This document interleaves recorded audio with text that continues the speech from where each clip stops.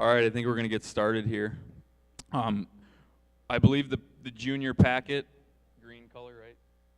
Your packet should be green. We had some sophomore parents last time grabbing green packets instead of blue. So if you have a blue packet, you should go out and grab a green one. We will be using the green one for the juniors. But good evening. My name is Jack Pauley. I am one of the 4 counselors here at New Prague High School. I want to welcome you to our Junior Information Night. I know you all are busy, so thanks for taking the time to join us. We appreciate it. All the information you received on the way in that packet is information that we feel can be really helpful. We're going to go through it tonight, but can be really helpful in navigating, your son or daughter's junior year and also beyond that. We want to not only help them be successful this year, but also in the future, and we feel that those documents can really be helpful. Tonight we're going to kind of give you a snapshot on what their junior year is going to look like, what it's looked like up to this point, and also in the future. And then just some information regarding colleges and career choices. Believe it or not, the juniors in this room in a year will be applying to college, and in 2 years we'll be living in a college dorm. It seems a long ways away, but blink and it'll be there. And so we're trying to kind of help prepare them for that. We're here to hopefully, make their high school experience and transition to college hopefully smooth and painless. I'd like to introduce our other 3 counselors. Mike Bartuszek, over in the front left. He works with students A through FE. Miss Emma Balo works with students, I can't remember her alphabet, FI through LA. Myself, I work with LE through Shea. And Miss Angie Erickson, who's also down in the front, works with students Shaw through Z. We also have a school social worker, Andy Dimmick, and then our guidance office assistant, Cheryl Turk, who are also awesome people who work in our guidance office. I'm going to turn it over to Miss Balo. She's going to talk a little bit about career planning. Right. Hello, junior students. I know you've seen a lot of us counselors lately, and you just can't seem to shake us off. So we're going to be talking a little bit more about career planning. We've been talking to you about career planning in colleges this last month in your media studies class, and now we're giving some information to your parents as well, if you haven't been keeping them up to date on that. So just to give an overview about career planning is really a process. And as you can see, there's kind of a circular diagram with some arrows. That just represents that this is a process that keeps going, and you can go from step to step over and over again. It's an endless process and something that we're even doing in our adult lives if we're switching careers or even switching jobs. So one of the steps that we go through is getting to know ourselves, and we've been doing that in your media studies class and throughout high school through different inventories and just thinking about who you are and what your interests are. So we've been doing that in media studies with different online resources like the Minnesota Career Information System and our Naviance web tool as well.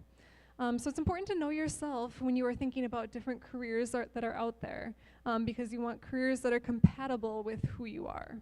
So the first step is to know yourself and then start researching different options.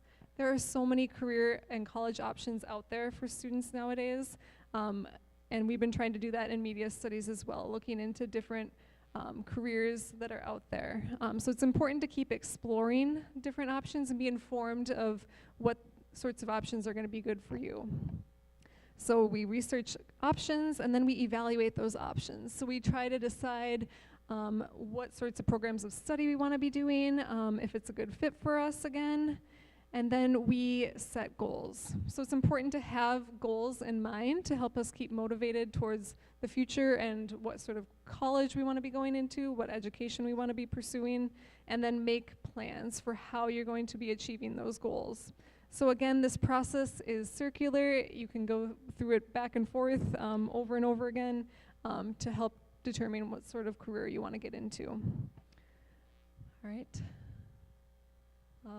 Back a couple, there we go. Parent roles. So parents, yes, you're probably wondering, okay, what is my role in helping my student find a career and be successful in their future? your biggest role is just to be there for your student and be supportive to them. We want you to still be involved in your students' education and your students' planning towards the future, but make sure to be keeping a balance there. So we want you to be persistent in making sure your student is on track and doing what they need to be doing, but trying to not be too pushy about it. And I know that's easier said than done, and it depends on you and your student, but just be persistent, but try not to push them too far. So that's one thing that you want to keep in mind. Also, I want you to be aware that college isn't always the right thing for your student, or maybe college isn't the right thing right now. Looks like it says 50% of college students actually complete a 4-year degree. So a lot of students end up going into college and maybe not knowing what they want to do, or changing their mind, or life happens and they don't end up graduating. So I just want you to be open to the possibility that your student might not want to go to a 4-year college, or it might not be the right thing for them right now. And we've gone over a lot of different education routes, different options with your student. Maybe a 2-year college is a good fit for them, or taking a year off and getting some experience, or getting some sort of certification and working for a while. There are a lot of different routes that one can take in their education. And we can always change and go back to get more education as well. Raise your hand if you as a parent went back to school at some point in your life. Okay, quite a few of us did. Yeah, we change our career, we change our minds, and we're always getting to know ourselves better and finding better fits for us in our career. Let's see. Yep, again, make sure we have a plan B. So think about other options that might be possible for your student if their original plan doesn't work out. Right, and again, career exploration is not a one-time decision. It's a never-ending process. We're always exploring what else is out there. And if your student has a career in mind that maybe you are not super fond of, I really want you to be non-judgmental of your student. Again, they may change their mind, their career ideas might change, but you want to make sure that you're keeping that open relationship with your student and not judging what sort of career they want to go into. So that's one thing that we want to stress there. It's their decision, whatever they want to go into, and you are just here to be a valuable resource for them and support them in whatever career path they choose. All right. Oh, and another thing you can do is encourage your student to test drive different careers that are out there. So you can encourage them to volunteer or job shadow with certain careers, but just make sure that they are exploring. All right, thank you. We're going to go over a few myths about career decision making. So myth number 1, there is one right job for me. And actually, there are numerous occupations that your talents can be equally applied and enjoyed. So again, there are so many different career options out there. It's important to know what's out there and maybe explore or try different things. Our careers might change, we might change jobs as well. So there might not be just that one job that's perfect for you. There might be a lot of things that you might enjoy doing. Another myth, a 4-year college degree guarantees a good paying job. Not necessarily. Through 2022, only 21% of current jobs will require a 4-year degree. So it's important to note that many jobs require 1 to 3 years of training from a community or technical college. And we have really been stressing to our junior students that community colleges and technical colleges can be a really, really good option for a variety of different reasons. So that's something that we encourage you to look into and have an open mind about if you were kind of on the track of only a 4-year college as an option. And then quick junior year overview. Again, in media studies this fall, this last month of October, us counselors have been in media studies quite a bit to talk about careers in colleges. Financial aid, so the FAFSA, which many of you may have heard about or gone through already, that's the free application for federal student aid. Not something that you need to worry about quite yet. That doesn't really become a concern until next winter. probably next January or February. So you can have your minds at ease. You don't have to get into that quite yet. We're going to go over some stuff on the guidance counseling website later, on our high school website. We are always posting useful information and updates and news about different college and career options. And we have a lot of really good tools on there as well that we'll show you. Course registration for senior year, that is coming up in January. We're going to be getting out a new course registration guide. So we'll be getting those out to our students before they register, so you guys can look at those together and see what are some good options to take senior year. Maybe some classes that might help them if they know kind of what career route they're hoping to go into. And then college representative visits. That's something that is going on throughout the year here at our high school. Different colleges send representatives to meet with our students and give information and answer questions about their colleges. We're always posting that on the student news and on our website as well, and outside of our counseling office. So that's something that a student can start looking into as well. If they know of a school that they're interested in, they can always look out for if somebody's coming to represent that college and answer their questions. So a lot of things to consider junior year before senior year gets a little crazy with thinking about what exactly we're going to be doing and applying for college. Again, students can always come talk to their counselor if they have questions about this, and parents, feel free to email us or call us at any time or set up a meeting with us, and we can walk you through anything that you need help with. All right, I think that's it for me. Is it?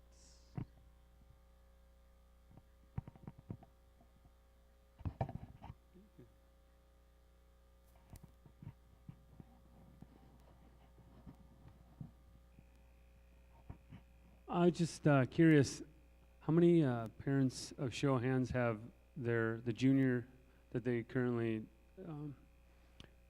junior in their family is going to be the first student going to your first child going to college? Wow, that's awesome that you guys are here. And for students, how many of you for students are going to be your first time going to college in a couple years? Okay. So it's really neat, I was kind of listening to the Ms. Bale and Mr. Pauly talk about, the things they were discussing, and I was just putting myself in your shoes because I kind of had an inkling that was the case. And it's kind of exciting, and hopefully after tonight you'll have a better idea of what the next step is, what am I doing the right things, and so on. For just you being here right now, you are doing the right things, so it's really great, like I said, to see you here. And if you leave without remembering anything, remember that the counselors, us four, are always available to answer questions. So don't feel like you don't have any place to turn, because you can always turn to the guidance counselor, give us a call or email us, and we'll be happy to walk you through it and help you out and steer you in the right direction. So just keep that in mind.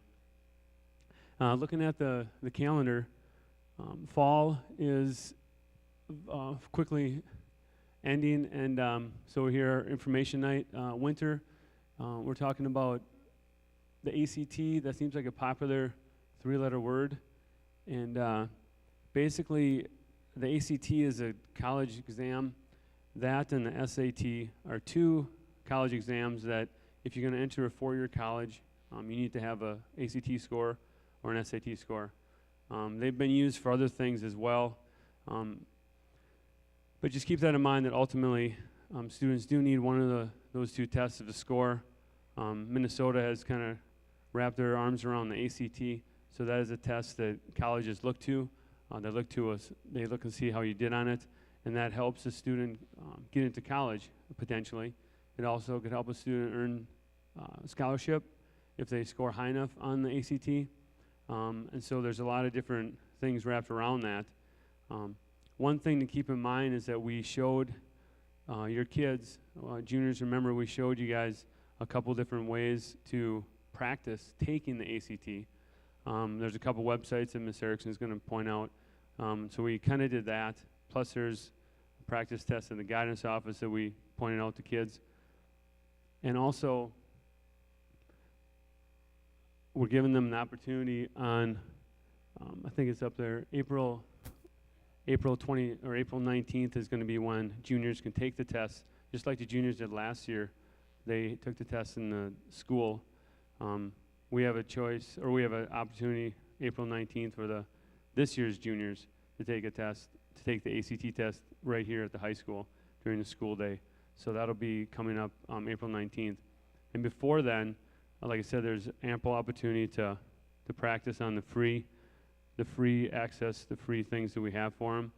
And also just doing well in school is what ACT says is a great way to study for the ACT, is just working on the classes you're in, the chemistry in the community, the different math classes, the English, media studies class, if you're in a social studies class, all those different ones will help you prepare for the ACT, which is coming up.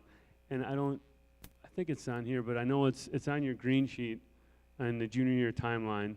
April 19th is listed there. So just keep that in mind, that's a decent distance away. So there's plenty of time to do some things. And I just remembered what I was going to say about the ACT as well. Yes, it's a requirement for a four-year college, but it's also a great way for every junior to assess where they're at. ACT base their questions on high school curriculum and things kids should know or should kind of be aware of. And so going to a 2-year, 4-year college, whatever your plans are later on, the ACT is a great way to kind of get a benchmark for where you're at and things of that nature. So no matter really where you think you're going to go, taking it is always a great idea, just to kind of get yourself in that mode of thinking, because you really never know what you're going to do as a senior. You don't, so you want to give yourself the best opportunity, and it's good for you anyways. So just keep that in mind. And there's plenty of opportunity to get ready for it. So I don't want to be making it sound like it's more than it really is. I don't want to increase anxiety. I just want to let you know it's there for you. So I'm not sure which I did, but hopefully it's the better one. Now, one of the handouts that we gave to you was called College Basics, and I used to use a different book last year, or we did, and we decided to change it because we thought this was a little more practical and a little more precise as to what we're trying to get across. So a couple things it talks about, we're going to, I think Mr. Paul is going to mention it later on, is the types of college. We kind of went over that with the kids, with the students in media studies. We talked about the kinds of colleges, and I know we talked to the sophomores about it. There's 2-year colleges, there's 4-year colleges. There's a lot of different ways to get to where you want to go.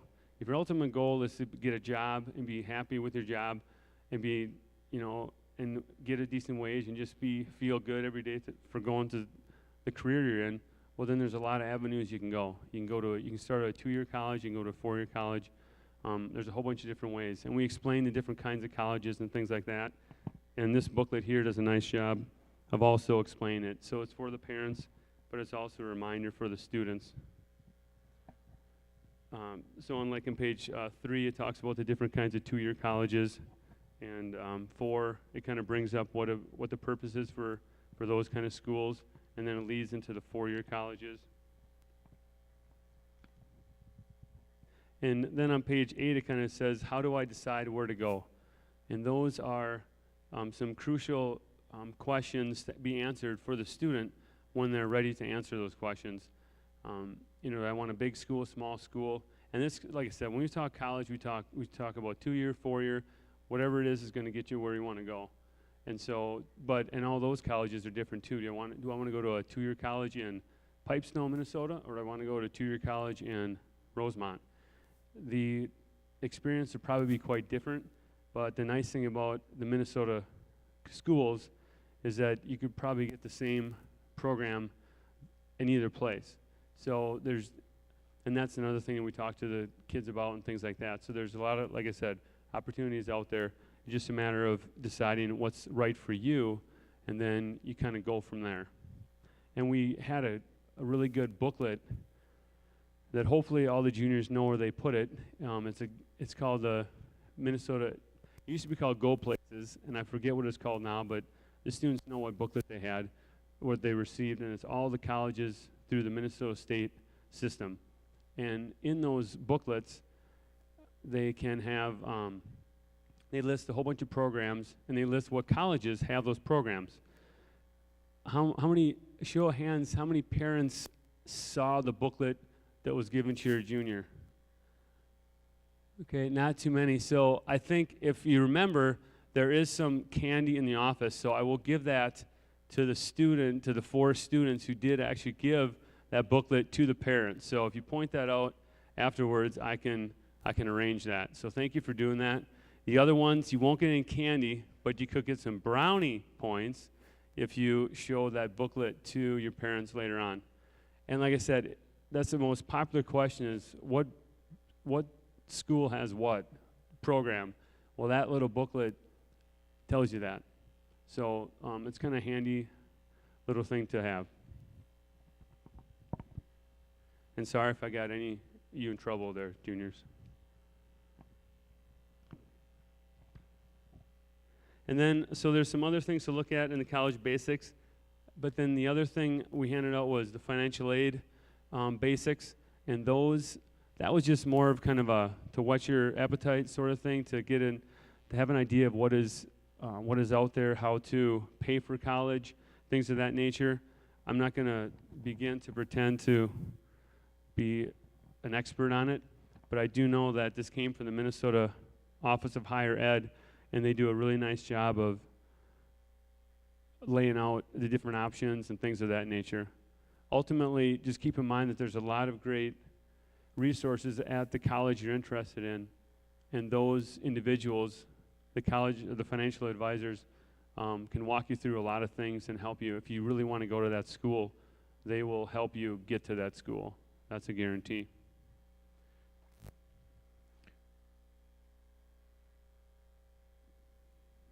Okay, and with that, I think we're going to move on.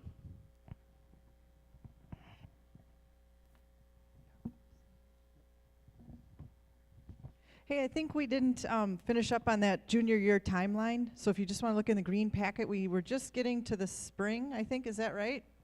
Don't let me tell you if we've already told you, but I don't think we did that part. It is important to point out that we're going to try to take the juniors who are interested in going to a college fair. Sometimes we're at the mercy of what's available and what fairs are being offered in the spring.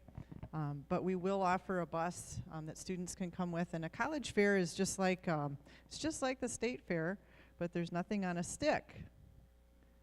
See, I'm trying to compete with Bartuszczyk for the laughter here, and I don't know what I'm doing wrong. The college fair will have a whole bunch of booths and representatives from their admissions offices to simply talk with students about what their colleges offer, find out from students what they're looking for. Talk about all the different possibilities. So it's a great sort of one-stop shopping kind of thing where you can learn a little bit about a lot of different places. So we will offer that. And then for juniors, just in general, you're kind of going to want to be, and I know you've already been working on this for the past month in media studies, but just for the parents to also be aware, what you're working on sort of by the end of the year is having some sort of semblance of an idea of careers to explore.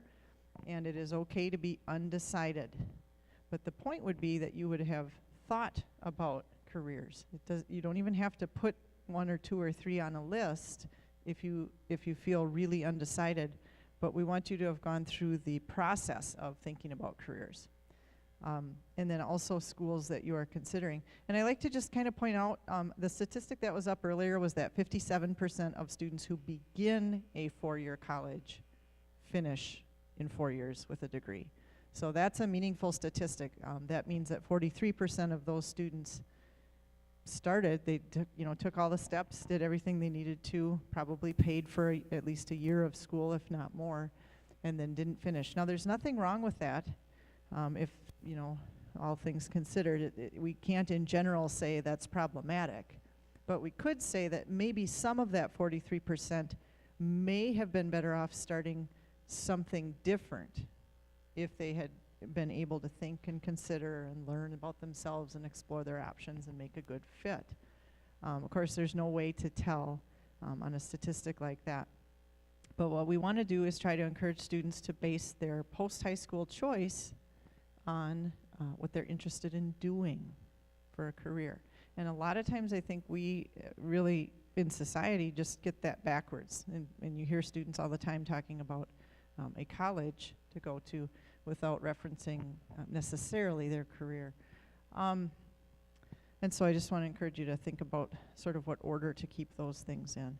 And we have told the juniors in the media studies class, and parents, it'll be good for you to hear that there isn't a timeline where by a certain point you have to know exactly what you're doing.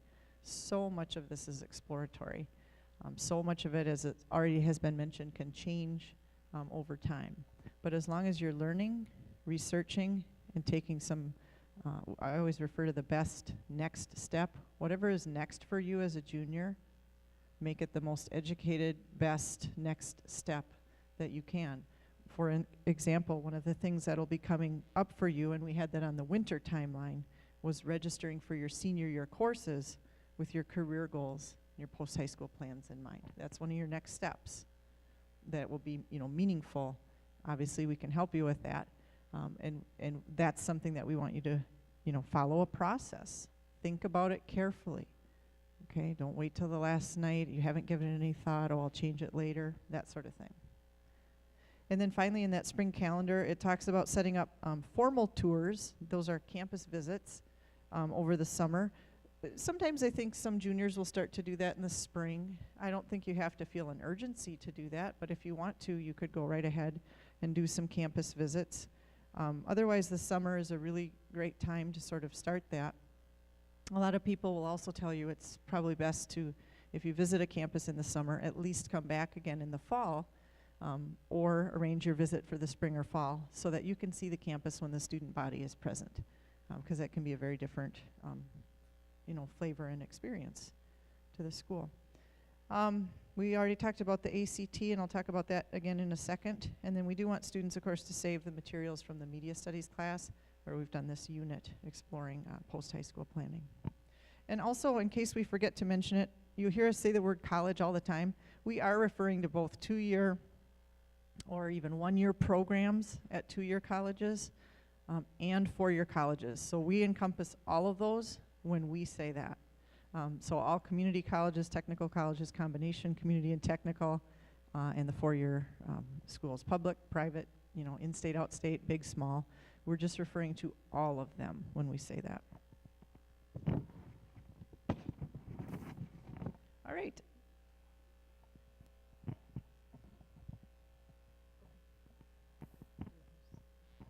All right, let's go ahead and flip that packet over to the ACT. It says the state ACT opportunity, and that's exactly what it is. The law this year is that we offer juniors a chance to take the ACT at their high school on us. The state will pay for it, and it's a fantastic opportunity that Mike already mentioned. So about the requirement, right along on the green packet, it says current juniors will be given the opportunity to take the ACT plus writing. It's a college admissions test. It is accepted at every college in the United States. We will give that on Tuesday, April 19th. No minimum score is required, of course. And the feedback is beneficial for all students. And this is what we've tried to emphasize with our students in media studies. And that is that for a 2-year college, the rates of remediation are so high, both in our state and in the nation, that it's cause for concern. A lot of students are coming to college, 2-year or 4-year, and they're not prepared for college level reading, writing, and math. Writing in particular, we get a lot of feedback from post-high school institutions now that writing is taking a nosedive. And so I think that's important to recognize that no matter if you start at a 2-year or a 4-year, you still need the same basic college level skills. And the ACT is based on their relevant current research from colleges. What are the skills that students need to have to start at a college? ACT knows that. That's what they test you on. And the benchmark scores that are on the ACT will show you, whether you're going to a 2-year or 4-year, they will show you if you are on track for that. You will know with that feedback if you need to work harder in an area, or if you can not relax and stop working, but at least be confident that you are you are up to speed in your reading, writing, and math skills. So that is important feedback. And if you aren't, of course, and you end up going to a 2-year school or a 4-year school, you're going to need remediation, and that costs you money and it costs you time. And I try to encourage students, use your high school career. We're offering you these skills for free at this time. So that's the encouragement to sort of do your best. And on the ACT, it says, what is the ACT? It's going to measure your skills: English, reading, math, science, and writing. There's 5 timed tests. It is on paper and pencil, not online. And it is part of the admissions process at the 4-year colleges. At most are still looking at requiring the score for the admissions processes. And then community colleges can use that score for placement. What level of college course are you ready for? And then how does a student prepare? This is our favorite question. We do want you to look at our website. Students, we showed this to you a week or so ago in the media studies class, but parents, I'll try to remember to show you that page on our website. But there's a whole spiel there. Everything that we would say to a student about the ACT is written in text on our ACT spot on our website. And this is one of the biggest questions. How do I prepare for it? The short answer, the answer that ACT will give you, is to do your very best in your high school classes. Through Algebra 2, maybe into FST if some of you are in that, and through chemistry or chemistry in the community, and through all of your English classes. That is the best preparation. Now, you also should know what to expect on the test day and to know the format of the test so that it doesn't surprise you and so that you're comfortable going into it. The way to do that is to take advantage of, and there are 5 different preparation opportunities listed there. And again, we went over all of this with the students, but parents, we just want you to hear it too. Number 1 that you should do for sure is the free booklet, hard, paper booklet in our office, put out by ACT, and it has all of the details about the test, everything to expect about it, and a full-length practice test. Number 2, ACT's website has free practice questions, and you certainly could look at that. But numbers 3 and 4 are a couple areas that we demonstrated to the students. We have 2 different internet-based systems that we use that the district pays for so that you have access to them. They're password protected, so you all have your account that you've written down somewhere. And you can log into those accounts and do online tutorials. It's really nifty. You can take a pre-test and it'll show you where your skills are, where your weaknesses are, and then it'll design a tutorial course for you to take that will be based on those strengths and weaknesses. So that's pretty slick, and we want people to know about that. We get the question all the time, what about the community ed prep courses? They're expensive, they're time consuming, but if you want to do them, there's nothing wrong with them. Very important though for parents and students to realize that you certainly will be well prepared and do not need to do an expensive course if you've done part of steps 1 through 4 above. Okay? ACT said one time in a workshop, they said people think they get more out of something if it costs something. Just because the community ed costs something doesn't mean that it's a better option. It's certainly not a worse option. But we don't want students feeling like they're inadequately prepared if they can't, pay $100 and whatever for this course.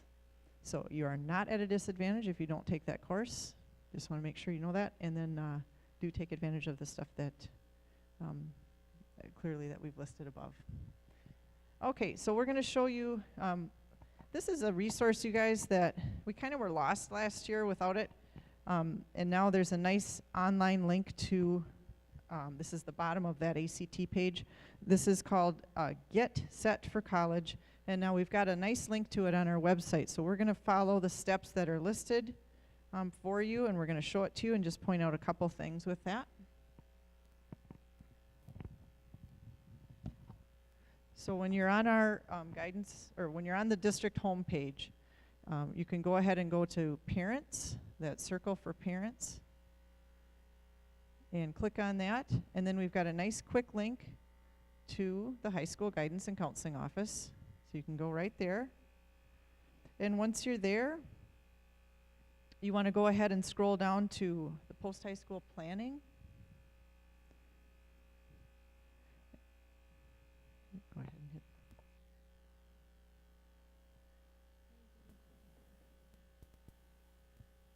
Yeah. And then you go to college planning. It's the very first link. And then if you scroll down to about the middle of that, and again, that's all on your packet, you're going to find the Get Set for College Student Guide. So we're going to go ahead and click into that.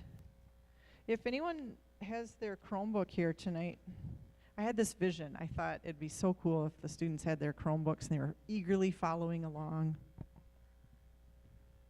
Is that vision happening? I can't see out there. I don't think it is. I want you eagerly following along.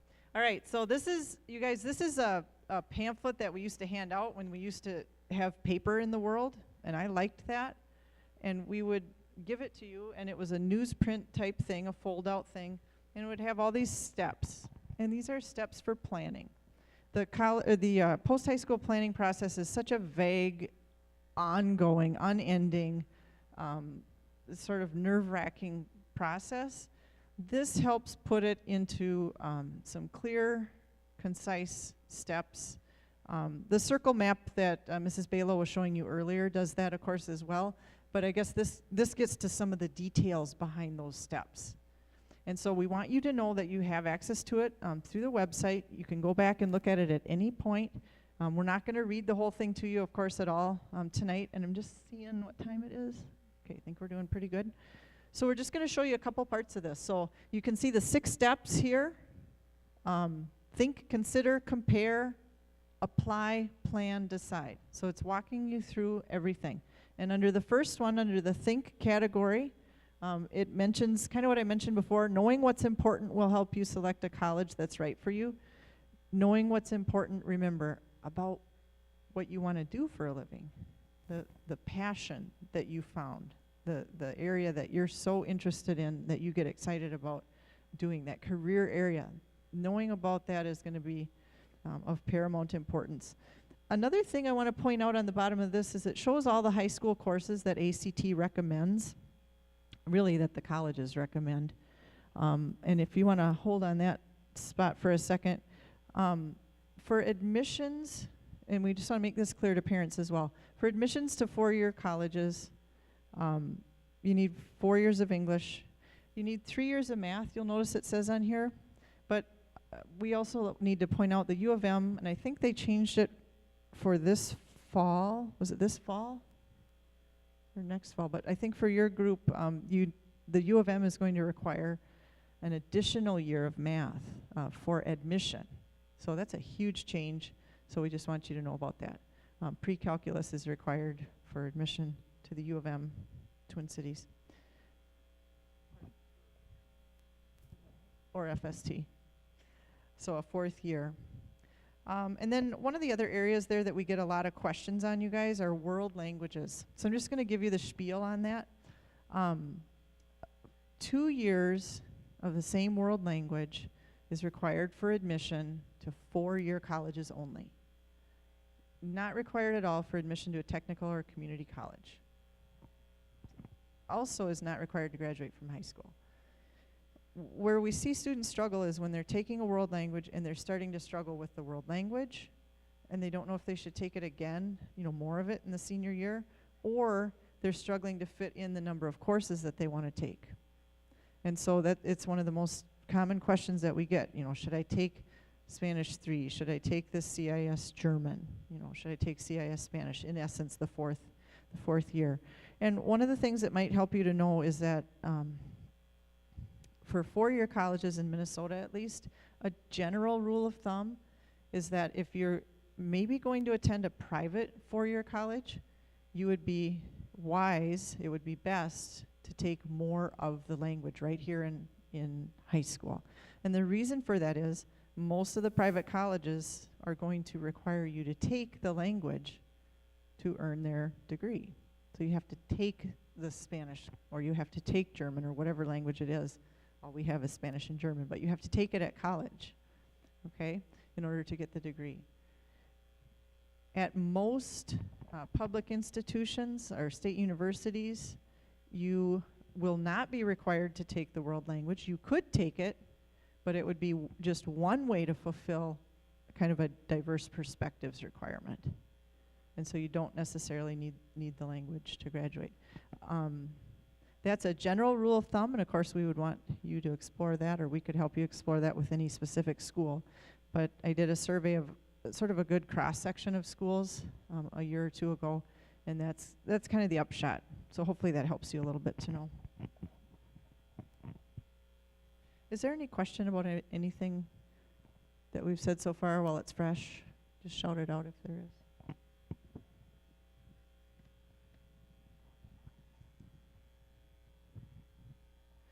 Okay.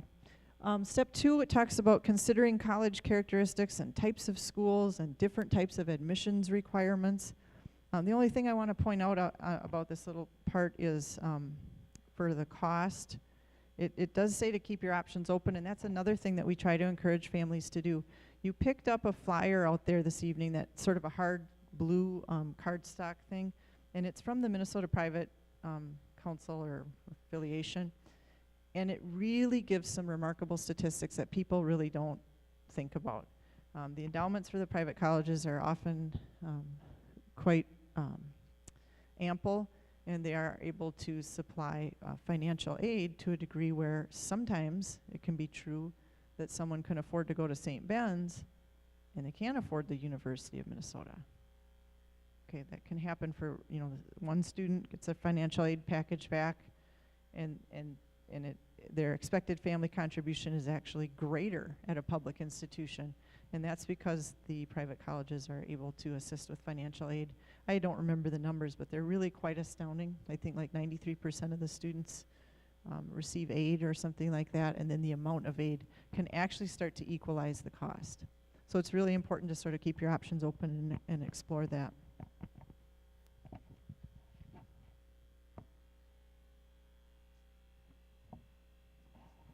And then on step 3, I just wanted to point out, and I think I already mentioned it, planning the college visit is important. You don't have to do that during the school year, your junior year. But one of the things that you can do throughout the school year is talk with the representatives that come to the high school from the colleges. And they come throughout the year. We do have a nice spot on our website that shows you all of the different representatives and the dates that they're coming, the times that they're coming.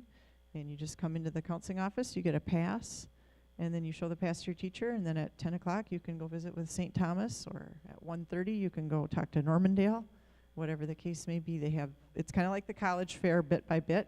They're just coming to us, they're sitting down and talking with groups of students about their schools.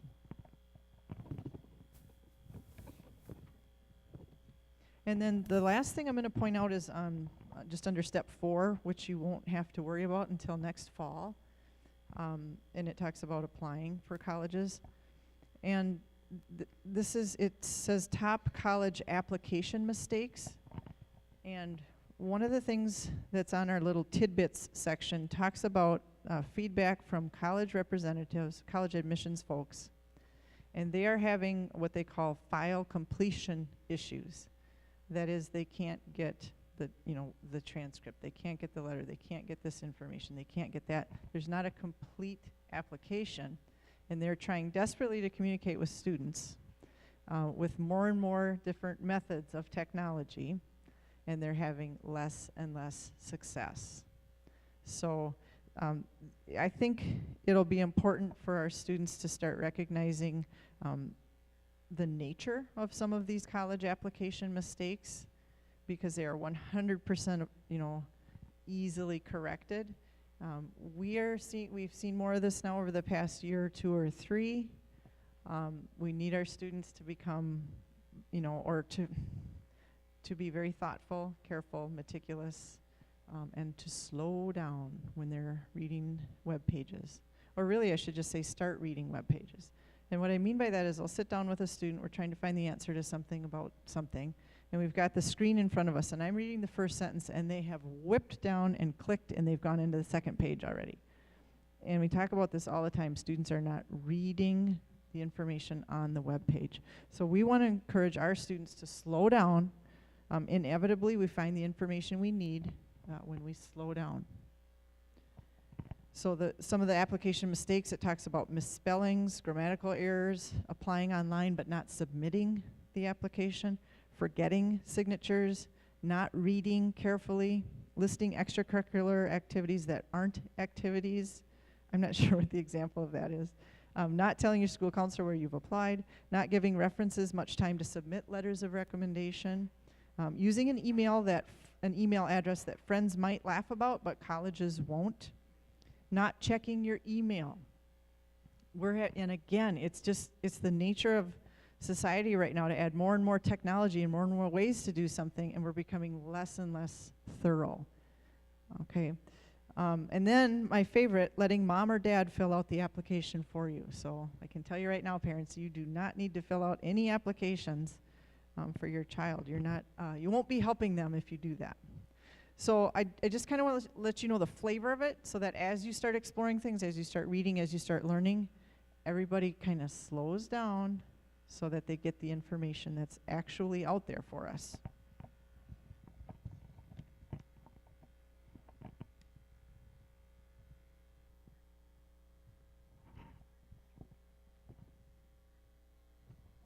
Okay, who gets the mic next? Mr. Polly?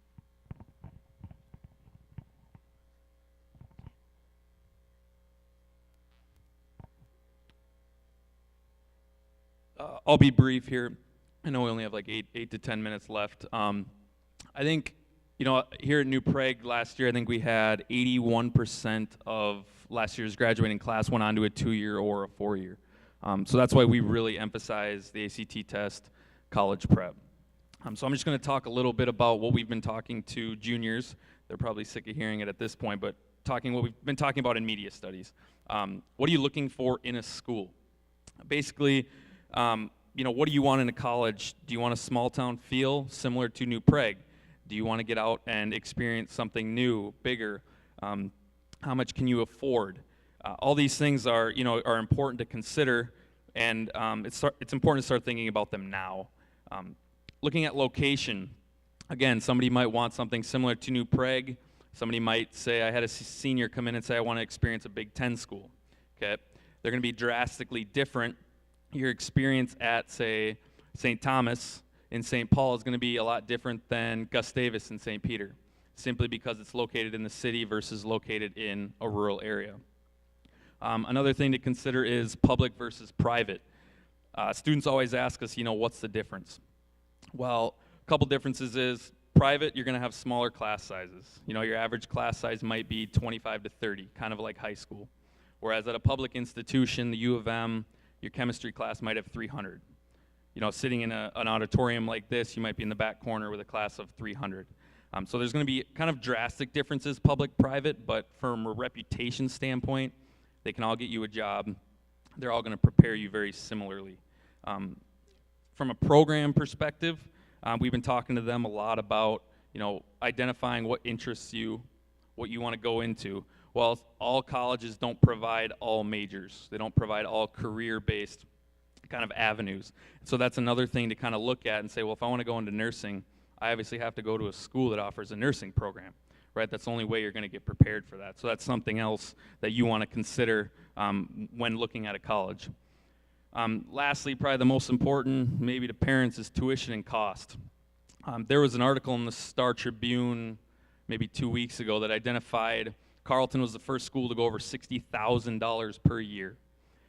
And you look at that, and that's more than some people make in a whole year.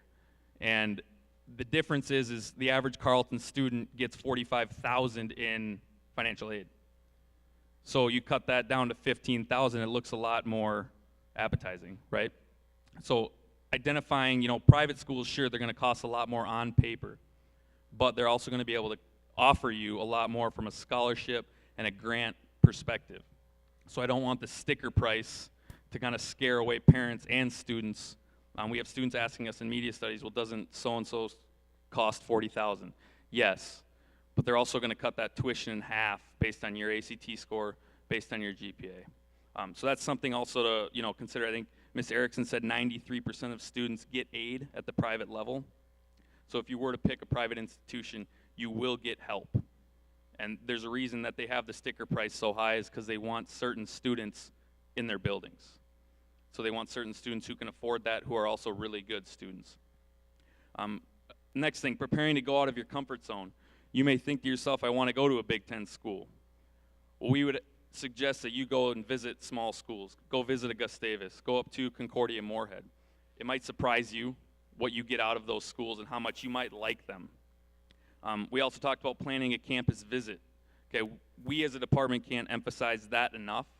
It's hard to envision going to college without actually seeing the college. You know, students will come say, well, I really want to go to Mankato. Why? They don't really have an answer. Have you visited? Nope. You should probably go check out that school to give you an idea of what it's like. You can call an admissions office. They're open all day, Monday through Friday, and ask them to set up a visit. And they will take you, mom, and dad around. They'll show you the cafeteria. They'll show you a dorm. They're basically going to show you what college is like during the day at that institution. So we can't emphasize that enough. Go visit a college before you apply. Go ahead to the next one. This is something that you would take with you to a college visit. It basically helps you identify what's good about a school, or maybe what's bad about a school. And you can kind of look at 3 different colleges. We give you 3 different opportunities, 3 different slots to look at 3 different colleges and kind of compare. Most students typically narrow it down to 3 to 5. That's why we provide you with 3 spots. Once you become a senior, most seniors around that 4, they apply to about 4 colleges. So this is just a tool. We have hundreds of these in our office. So if students, you want one or want multiple, we have a lot of them in our office, but we feel it's a really good tool to use when you go on those college visits. I think Ms. Erickson's going to finish up. We have a few minutes. All right. Yep, we've got about 5 minutes left, and what we just want to do real quick is show you our website and a link to sort of our favorite online tool. Students, you've seen this in your class, Media Studies, the MCIS. We also want you to see our website. I think, did we do this already? Once tonight? I don't remember what we've done. Yeah, we did that. We took you to the high school guidance and counseling office. So again, that's how you get there. And then I do want to point out, you guys, that the first gray menu item is news, announcements, and information. And that is where we are putting all of our announcements. They go to the student broadcast, the news broadcast on a daily basis. We'll run an announcement, say, for a week, week and a half, and we'll also list it on our site. So that's where you can find just the mishmash of anything that we need to tell students or parents. We're going to put on our announcements page. So that's what that is. And then what we're going to do now is scroll down to career exploration. And then down in about the middle of that page is the link to our Minnesota Career Information System. Students, you have already received your login and your password account. We pay for this so that you can have access to it. And it is password protected. What he's putting in right now, if you want to write this down, parents, is the word New Prague in lowercase with no space. That's the username, and then the password is simply the word student, and that's all lowercase. Now, your child has their own specific account. When they log in with their account, they actually have access to much more, and we have shown them that in the media studies class. For example, that ACT test prep stuff, you need your account to do that. So, but we're just logged in as normal people now, looking at things, and we just want you to get a real quick snapshot of the Minnesota Career Information System. This is our gold mine. This is where we go to look up everything about careers or colleges. It is not specific just to Minnesota. It's through a consortium of about 20 states, and it's updated annually. And so we can't encourage you enough to use it. He's kind of scrolling around there, just showing you the different tabs at the top. Let's just go to, we can either go to a college or we can go to an occupation. Maybe let's go to a Minnesota school, how about? So if you wanted to learn about some of the schools in Minnesota, here they are from A to Z. He can click on anything. Here they are in a cluster, the different types of colleges. As soon as he clicks on the name of a college, for each one, you're going to get the same sort of menu items. and that is, he clicked on Bemidji State University, and then if he just shows you that, you're going to get the general information about it, the student body, the costs, admissions, what is the student life, the housing like, and then information on all the programs, a virtual campus tour link, and then a link to the website. Let's go back once and just show them one other thing, if we can. Go ahead and hover over education up at the top. And then I'm going to ask Mr. Bartuszek to go over just down and to the right to the school sort. And for example, if your child is talking about, let's say they want to go to, you go ahead and click on undergraduate school. And it's going to ask you if you want an associate's or a bachelor's. Let's tell it we want a bachelor's degree, and we want that degree to be in psychology. There should be a few places that have that. And then he's going to click on academics, and he's going to go ahead and select under individual majors. He's going to select psychology or anything. You can select anything, it doesn't matter. And then he's going to select phlebotomy or philosophy. Okay. But whatever he selects, after he does that, he's going to click on a location. Let's tell it Minnesota. This is a slow arrow clicker, so it's hard to move. He can click on any combination of states that he wants to. He's going to click on Minnesota, and then after that, and he also wants to go to Missouri for his philosophy. And now he's going to get his results. You can put in other restrictive things to the search, but here's your list of results. Nice, clean, easy to look at, size of the school, public or private, the admissions, telling you if it's difficult, moderately difficult, and then for each live link you can go right back into the site, the MCIS site for the college. So it loops around, it's easy to get in and out of it. Let's just show them, I don't know how quickly we can do it, but can we just show them one occupation? This will be the last thing we show you tonight. We just want you to just get a quick glimpse of it so you can see that this is so easy to use. It's so thorough. It's updated. I think I told you that every year. So for occupations, again, from A to Z, there's also clusters. He's going to pick accountant. And then if we just look at all the different topics on the left-hand side, like at the bottom, there's the employment and the outlook. Is it a big occupation or a small one? Do they have need for people in that? Will there be openings? What's the preparation? That's a really important piece of information. What do I have to do to get into that occupation? What are the wages? And then at the very top, of course, is just the general information. What do you do in that occupation? What is it like? There are real-world interviews, videos, interviewing people that actually do that occupation. All sorts of stuff. He could click on Minnesota schools to find out who offers accounting. That's another way to do that sort. So we just want you to see that. Again, your child has seen that in class, but we want parents to see that too in case you want to poke around and look at stuff. I do not know what we might be forgetting, but we're awfully glad that you came tonight, and we want to encourage you to make individual appointments, especially with juniors. We do start to see more individual appointments when it comes to registering for next year's classes, and also talking about all these different options and everything that's out there. So don't be strangers. Let us know if we can help you with anything. And I think with that, we're going to thank you for coming and hope you have an enjoyable rest of the evening.